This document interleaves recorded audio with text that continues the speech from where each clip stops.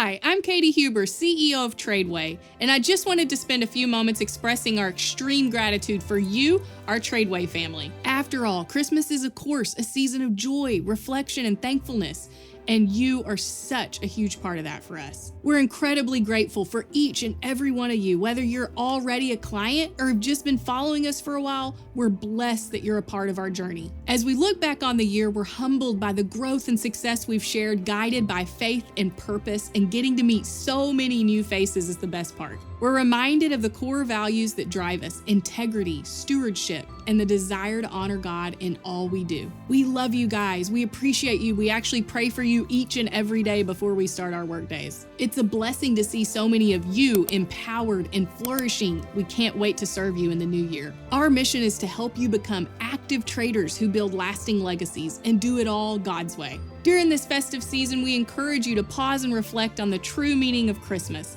It's a time to celebrate the greatest gift of all, God's love for us through the birth of Christ. May this season bring you peace and joy and countless blessings. From all of us at TRADEway, we wish you a very Merry Christmas.